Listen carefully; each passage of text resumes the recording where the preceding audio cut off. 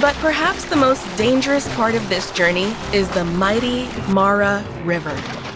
Here, the wildebeests face their biggest test yet. The river is wide, the current is strong, and hiding beneath the surface are crocodiles. Out in the open plains, hyenas and cheetahs also look for a chance to catch a weak or young wildebeest. It's all part of the circle of life. Every animal has a role to play in nature's balance. The wildebeests gather at the river's edge, waiting. Who will be brave enough to take the first leap?